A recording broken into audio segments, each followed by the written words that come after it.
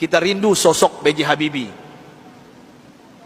B.J. Habibie adalah presiden ketiga yang diakui, tapi beliau dilengsarkan karena kejujurannya. Beliau dilengsarkan karena beliau berjuang untuk bagaimana tidak ada korupsi. B.J. Habibie adalah orang soleh yang kita tahu dalam sejarah, orang hebat, diakui di dunia walaupun di Indonesia disepelekan. Apa yang beliau lakukan walaupun beliau sudah tiada, meninggal dunia? Indah kisahnya, dan saya pun terinspirasi dengan beliau yang hebat ini. Beliau orang kampung dari Makassar, Parepare,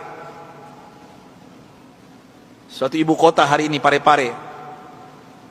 Saya pernah diundang ke sana oleh wali kotanya. Saya lihat patungnya Habibie dan Ainun, dan ternyata beliau orang kampung, orang biasa, orang sederhana.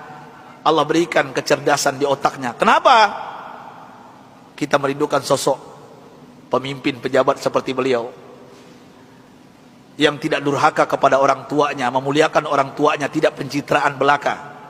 Dan hebatnya lagi ketika beliau ke ITB meloncat kuliahnya. Dan hebatnya lagi ketika beliau melanjutkan studinya ke Jerman. Disinilah saya pribadi mendapatkan inspirasi.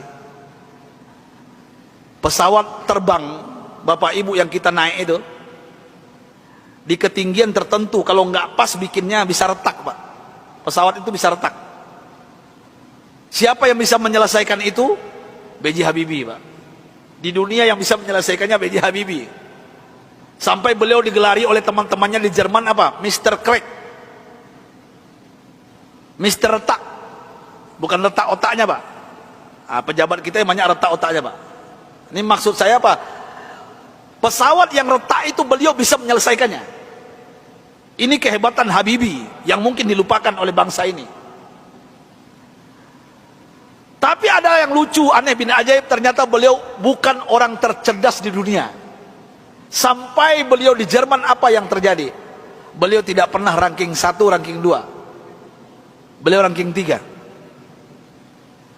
Sampai beliau cemburu kepada 2 orang yang ranking 1, ranking 2, dan ini orang Yahudi, Pak. Orang kafir, laki dan perempuan. Saking herannya beliau, padahal beliau apa yang beliau isi itu benar semuanya.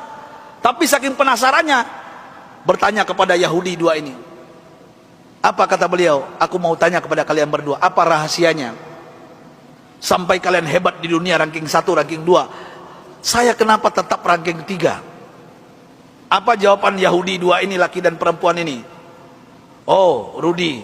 Beliau dipanggil Rudi, bukan Habibie. Ya, Baharudin Yusuf Habibie. Rudi, this is our secret. Ini rahasia kami, nggak mungkin kami kasih tahu. Besok beliau tanya lagi, apa rahasianya? Besok tanya lagi. Berhari-hari beliau bertanya. Akhirnya bosan Yahudi 2 ini. Sampai Yahudi ini mengatakan, Bapak Ibu, rahasianya. Come here, Rudi. Sini Rudi, kami mau mengatakan kepada engkau, tahukah engkau rahasia kenapa kami cerdas? Kenapa kami ranking 1, ranking 2 hebat?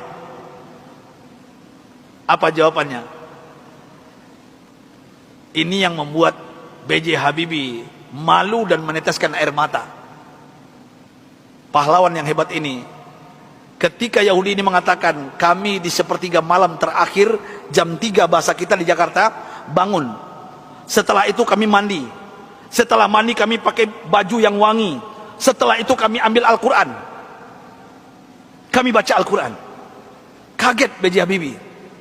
You read Al-Quran? Yes. Kalian kan kafir Yahudi, kenapa baca Al-Quran? Kami yakin dengan Al-Quran.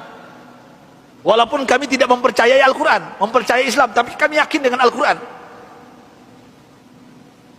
Heran B.J. Habibie, orang kafir Yahudi yang juara 1, juara 2 di Jerman ini, setiap jam 3 pagi mandi, pakai minyak wangi, baca Quran. Apa jawaban mereka? Kami baca Quran. Tahukah engkau Rudi, setelah kami baca Al-Quran, saraf kami ini rileks, otak kami cerdas, metabolisme tubuh kami dahsyat, imun. Nah ini bapak-bapak, ibu-ibu yang takut dengan corona, ini bukan saya yang ngomong, ini orang kafir yang ngomong ini ya. Imunitas kami naik tinggi, kenapa? Al-Quran. Al-Quran kami baca. Sampai B.J. Habibie nggak yakin, nggak percaya. Apa kata Yahudi berdua ini Bapak Ibu? Kalau kalian nggak yakin, silakan. Surah apa? Kami baca. Ternyata Yahudi berdua ini hafal Quran, Pak. Apa saat itu jawaban B.J. Habibie? Thank you very much, my brother, my sister. Beliau pulang ke kosannya, ke kontrakannya. Sampai di kosan, di kontrakan, beliau sujud menangis. Rasanya tertampar wajah beliau, malu beliau, padahal beliau beragama Islam, orang kafir.